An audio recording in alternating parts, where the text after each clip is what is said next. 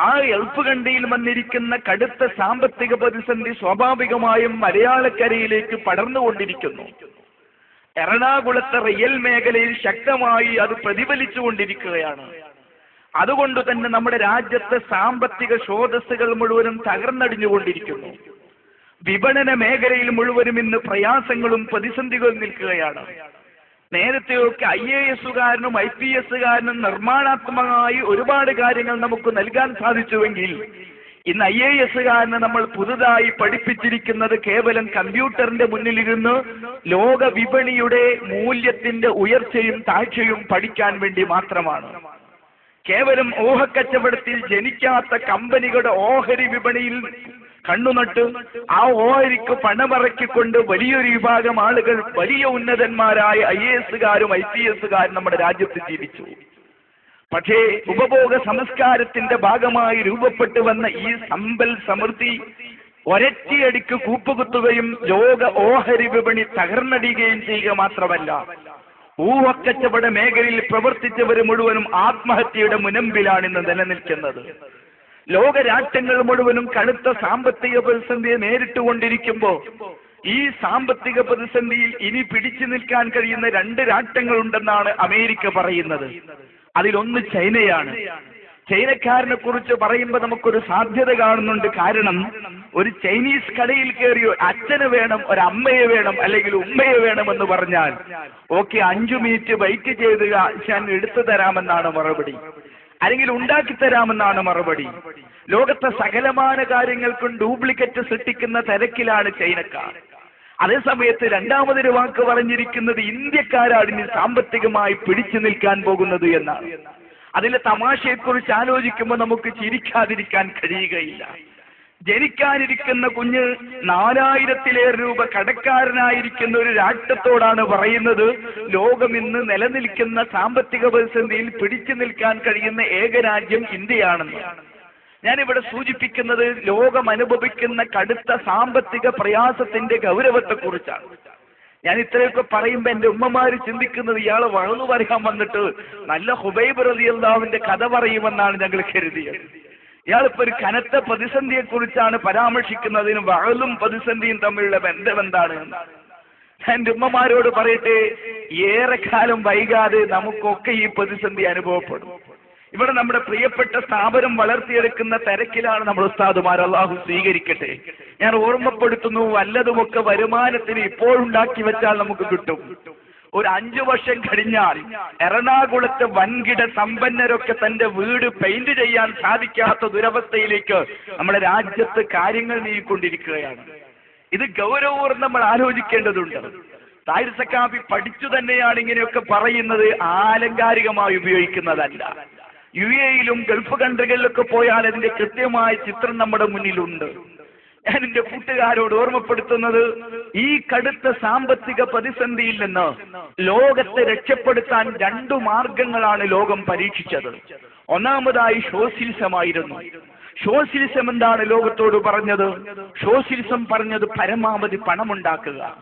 പരമാവധി പണമുണ്ടാക്കിയിട്ടോ ഉള്ള പണം മുഴുവനും ഗവൺമെന്റിന് നൽകുക.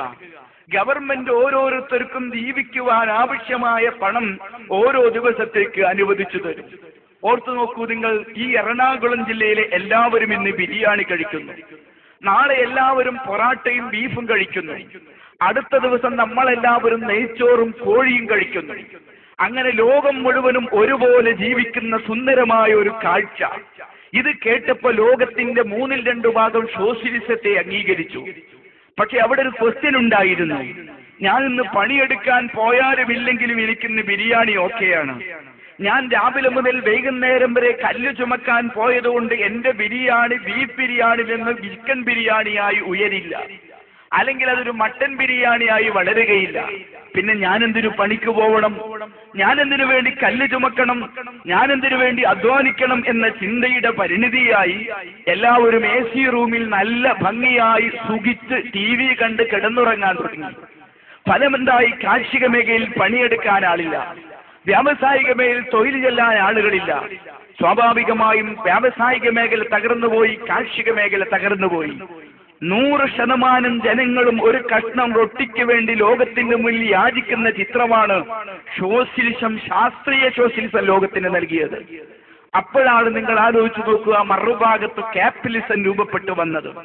സോഷ്യലിസത്തെ സമാപിതം കുറിച്ചു എന്ന ആവേശം കൊണ്ട മുതലാളിത്തം, ആ ക്യാപിറ്റലിസ്റ്റ് വ്യവസ്ഥിതി ലോകത്തിന്റെ മുന്നിൽ സമർത്ഥിച്ചത് എന്താണ്? പണമുണ്ടാക്കുക, എങ്ങനെയും പണമുണ്ടാക്കുക, പരമാവധി പണമുണ്ടാക്കുക. അങ്ങനെ പണമുണ്ടാക്കുവാനുള്ള ശക്തമായ ആഹ്വാനമാണ് മുതലാളിത്തം നൽകിയത്. ആ പണമുണ്ടാക്കാൻ ആദ്യമായി വ്യാവസായിക വിപ്ലവം ആരംഭിച്ചു.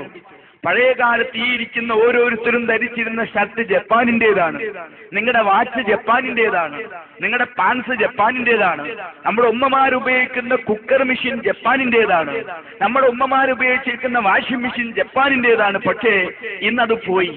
ലോക വിപണി മുഴുവനും ഇന്ന് ചൈന കീഴടക്കിയിട്ടുണ്ട്. ജപ്പാന്റെ ഒരു പ്രൊഡക്റ്റും ലോകത്തും നമ്മൾ കാണുന്നില്ല. കൊറിയയുടെ പ്രൊഡക്റ്റുകൾ കുറഞ്ഞു വരുന്നു. എല്ലാ ഒന്നാം ലോക രാഷ്ട്രങ്ങളുടെയും പ്രൊഡക്റ്റുകൾ കുറഞ്ഞു. എന്തേ കാരണം? അവർ ചിന്തിക്കുന്നത് അധ്വാനിക്കാതെ ജീവിക്കാൻ കഴിയുമോ എന്നാണ്. അതിനവർ മാർഗം കണ്ടെത്തി. ഏറെ പണിയെടുക്കാതെ കുറുക്ക് വഴിയിലൂടെ ഒരു ദിവസം കൊണ്ട് പണമുണ്ടാക്കുവാനുള്ള പ്രായോഗിക മാർഗമെന്ത് എന്ന് ഒന്നാം ലോക രാജ്യങ്ങളെ അമേരിക്ക ഭംഗിയായി പഠിപ്പിച്ചു. അതെന്തായിരുന്നു? ലോകത്ത് മുഴുവനും ആയുധ വിൽപ്പന നടക്കണം. ആയുധമുണ്ടാക്കുവാനുള്ള അധികാരം ഒന്നാം ലോക രാജ്യങ്ങൾക്ക് മാത്രമാവണം. അങ്ങനെ ഒന്നാം ലോക രാജ്യങ്ങളിൽ മാത്രം ആയുധമുണ്ടാക്കുക, ബാക്കി ആർക്കും ആയുധം ഉണ്ടാക്കാനുള്ള അധികാരം നൽകരുത്. ഓർത്തു നോക്കൂ നിങ്ങൾ, ഇറാഖിൽ ബോംബ് വരുന്നു എന്നാണ് അമേരിക്ക പറയുന്നത്. ഇറാനിൽ ബോംബ് സ്ഫോടനത്തിന് ആവശ്യമായ വസ്തുക്കൾ സംഘടിപ്പിക്കുന്നുവെന്നാണ് അമേരിക്ക പറയുന്നത്. ഇത് പറയുമ്പോൾ നമുക്ക് തോന്നുക പാവം അമേരിക്കയിൽ ഇത്തരം ബോംബിങ്ങിന്റെ ഒരു സംവിധാനം ഉണ്ടായിരിക്കുകയില്ല എന്നാണ്. മനുഷ്യനെ തകർക്കാൻ ആവശ്യമായ ബോംബിങ്ങിനെതിരെ അമേരിക്ക ഉയർത്തുന്ന മുദ്രാവാക്യം ലോകത്തെ ഏറ്റവും കൂടുതൽ നിരായുധീകരണത്തിന്റെ ഭാഗമാണെന്നാണ് മനസ്സിലാക്കുക. എന്നാൽ ഞാൻ പറയട്ടെ, അമേരിക്ക ലോകത്തെ 100 തവണ കൊല്ലാൻ, 100 തവണ ലോകത്തെ മുഴുവനും നശിപ്പിക്കാൻ ആവശ്യമായ ആയുധപ്പുയുടെ മുകളിലാണ് കിടക്കുന്നത്. പിന്നെ എന്താ ഇറാന് ആയുധമുണ്ടാക്കരുതെന്ന് അമേരിക്ക പറയുന്നത്? ഇറാഖ് ആയുധമുണ്ടാക്കരുതെന്ന് എന്താണ് അമേരിക്ക പറയുന്നത്? അതിന്റെ കച്ചവടത്തിന്റെ അവകാശികൾ ഞങ്ങൾ മാത്രമാണ്. ലോകത്ത് ആയുധങ്ങൾ മുഴുവനും വിൽക്കുവാനുള്ള അധികാരം ഞങ്ങൾക്ക് മാത്രമാണ്. അങ്ങനെ ലോകരാഷ്ട്രങ്ങളിൽ മുഴുവനും ആയുധം ഉണ്ടാക്കുവാനുള്ള അധികാരം അമേരിക്കക്കും കൂട്ടാളികൾക്കുമായി. ഇനി അത് വിറ്റ് കിട്ടണമല്ലോ. വിറ്റ് കിട്ടണമെങ്കിൽ സ്വാഭാവികമായും യുദ്ധങ്ങൾ ഉണ്ടാവണം. അങ്ങനെ രാഷ്ട്രങ്ങൾക്കിടയിൽ സംഘർഷങ്ങൾ ഉണ്ടാക്കണം. ആ സംഘർഷങ്ങൾ ഉണ്ടാക്കുക എന്ന പുതിയ പദ്ധതിയാണ് അമേരിക്ക കണ്ടെത്തിയത്. നിങ്ങൾ ആലോചിച്ച് നോക്കൂ, നമ്മുടെ താജ് ഹോട്ടലിൽ ശക്തമായ സ്ഫോടനമുണ്ടായി, ഭീകരാക്രമണമുണ്ടായി. ആ ആക്രമണത്തിൽ പാവപ്പെട്ട മനുഷ്യർ കൊല്ലപ്പെട്ടു, നിരപരാധികൾ, ധീരരായ രക്തസാക്ഷികളായ നമ്മുടെ ജവാന്മാർ പിടഞ്ഞു മരിച്ചു. അവിടെ ഓടിയെത്തിയത് 2 നേതാക്കളാണ്. ഒന്ന്, ഇന്ത്യക്കാരൻ മരിക്കുന്നതൊട്ടും സഹിക്കാൻ കഴിയാത്ത നരേന്ദ്രമോദി. സ്വന്തം നാട്ടിൽ 3000 മനുഷ്യരെ പച്ചയിൽ ചുട്ടുകൊന്ന ഒരു മനുഷ്യന് ആ താജ് ഹോട്ടലിൽ മനുഷ്യർ മരിക്കുന്നതൊട്ടും സഹിക്കില്ല. അയാൾ ഓടിയെത്തി. പക്ഷേ ജോർജ് ബുഷിനേറ്റിരിക്കുന്ന ചെരിപ്പേറിനേക്കാൾ കരുത്തതായി പോയി ആർക്രയുടെ ഭാര്യ നൽകിയ സമ്മാനം എന്നത് മറ്റൊരു ഭാഗമാണ്. ഞാനിവിടെ സൂചിപ്പിച്ചു വരുന്നത് അതേ സ്പീഡിൽ മറുഭാഗത്തേക്ക് കടന്നു വന്നിരിക്കുന്നത് കൊണ്ടലീസ റൈസാണ്. ആരാണ് കൊണ്ടലീസ റൈസ്? മനുഷ്യർ മരിക്കുന്നതൊട്ടും സഹിക്കാത്തവളാണ്. നിങ്ങൾക്കറിയാം, ഫലസ്തീനിന്റെ മലമടക്കിൽ ഗാസ മുനമ്പിൽ മാതിലുകൾ അടച്ചുപൂട്ടി 15 ലക്ഷം മനുഷ്യ മക്കളെ കരമാർഗവും കടൽ മാർഗവും അതുപോലെ തന്നെ വ്യോമമാർഗവും ശക്തമായി ബോംബിംഗ് ചെയ്ത് ചുട്ടുകൊന്നുകൊണ്ടിരിക്കുമ്പോ അതൊന്നും കണ്ണിൽപ്പെടാതെ കൊണ്ടലീസ റൈസ് താജ് ഹോട്ടലിന് മുന്നിലേക്ക് കടന്നു വന്നപ്പോ ഇന്ത്യ രാജ്യത്തിന്റെ ഭരണസാരഥ്യത്തിലെ നമ്മുടെ പ്രതിരോധ നേതാക്കന്മാർക്ക് വല്ലാത്ത ആവേശം കൊണ്ടു. പക്ഷെ കൊണ്ടലീസ റൈസ് ഇവിടെ കിടിലൻ പ്രസ്താവന നടത്തുമ്പോ മറുഭാഗത്ത് പാകിസ്ഥാന് കോടിക്കണക്കിന് ഡോളറിന്റെ ആയുധം ഭംഗിയായി വിൽപ്പന നടത്തുകയായിരുന്നു. ഞാനിവിടെ പറയുന്നത് സാമ്രാജ്യത്വം അല്ലെങ്കിൽ സമ്പന്ന ക്യാപിറ്റലിസം, മുതലാളിത്തം പണമുണ്ടാക്കുവാനുള്ള മാർഗമായി സ്വീകരിച്ചത് രാഷ്ട്രങ്ങൾക്കിടയിൽ സംഘട്ടനം ഉണ്ടാക്കുക എന്നാണ്. അങ്ങനെയാണ് ഉത്തര കൊറിയയും ദക്ഷിണ കൊറിയയും തമ്മിലടിയുണ്ടായത്. ലോക രാഷ്ട്രങ്ങൾക്കിടയിൽ സംഘർഷങ്ങൾ ഉണ്ടായത്. ലോകത്ത് മുഴുവനും വലിയ വലിയ കുഴപ്പങ്ങൾ ഉണ്ടായത്. പതിറ്റാണ്ടുകൾ നീട്ടി നിൽക്കുന്ന യുദ്ധങ്ങൾ ഉണ്ടായത്. ആ യുദ്ധങ്ങളൊക്കെ പക്ഷേ ഇന്ന് അവസാനിച്ചു. എന്തേ കാരണം? ലോക രാഷ്ട്രങ്ങളുടെ ഖജനാവ് കാലിയാണ്. ആരുടെ കയ്യിലും ഇന്ന് പണമില്ല. പണമില്ലാതെ വന്നതുകൊണ്ട് തന്നെ ആ ഖജനാവുകാരിയായതുകൊണ്ട് ആർക്കും യുദ്ധം ചെയ്യാൻ താല്പര്യമില്ല.